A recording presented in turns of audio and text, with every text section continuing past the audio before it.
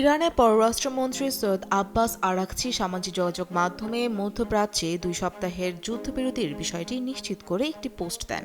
সেখানে তিনি তার প্রিয় ভাইদের প্রতি কৃতজ্ঞতা ও প্রশংসা প্রকাশ করেন, বিশেষ করে পাকিস্তানের প্রধানমন্ত্রী শেহবাজ শরীফ এবং ফিল্ড মার্শাল আসিম মুনির, যারা এই অঞ্চলে যুদ্ধে বন্ধে অক্লান্ত প্রচেষ্টা চালিয়েছে।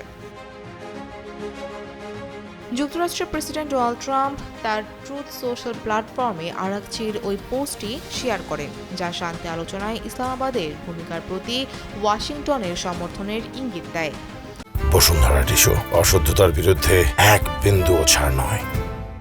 এর কিছুক্ষণ পর পাকিস্তানের প্রধানমন্ত্রী শেহবাজ শরীফ এক্সে একটি পোস্টে বলেন, অত্যন্ত বিনয়ের সঙ্গে আমি জানাতে পেরে আনন্দিত যে ইসলামিক রিপাবলিক অব ইরান এবং যুক্তরাষ্ট্র তাদের মিত্রদের সঙ্গে নিয়ে লেবানন সহ সর্বত্র তাৎক্ষণিক যুদ্ধবিরতিতে সম্মত হয়েছে। তিনি আরও বলেন, আমি এই প্রজ্ঞাপূর্ণ পদক্ষেপকে আন্তরিকভাবে স্বাগত জানাই এবং উভয় দেশের নেতৃত্বের প্রতি গভীর কৃতজ্ঞতা জানাই। আমি তাদের প্রতিনিধি দলকে 10 এপ্রিল 2026 শুক্রবার ইসলামাবাদে আমন্ত্রণ জানাচ্ছি, যা সব বিরোধ নিষ্পত্তির জন্য চূড়ান্ত চুক্তি নিয়ে আরও আলোচনা করা যায়। শরীফ বলেন, আমরা আন্তরিকভাবে আশা করি ইসলামাবাদ আলোচনা টেকসই শান্তি অর্জনে সফল এবং আগামী দিনে আরও সুসংবাদ শেয়ার করতে পারব।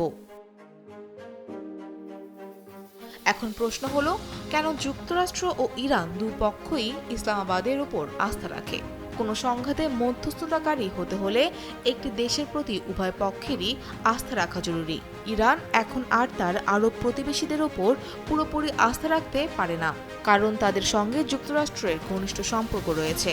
এমনকি মার্কিন ইসরায়েলি বিমান হামলার প্রতিশোধ হিসেবে তেহরান উপসাগরীয় দেশগুলোতেও হামলা চালায়।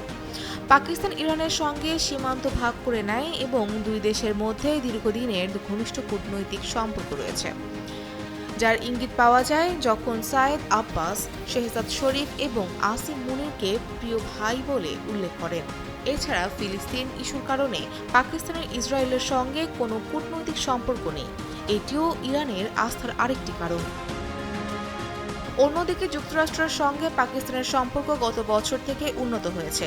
ইসলামাবাদ ডোনাল্ড ট্রাম্পের বোর্ড অফ পিসেও যোগ দিয়েছেন, যার লক্ষ্য গাজায় শান্তি নিশ্চিত করা। ট্রাম্প ইতিমধ্যে পাকিস্তানের সেনাপ্রধান আসিম মুনিরকে তার প্রিয় ফিল্ড মার্শাল বলে উল্লেখ করেছেন।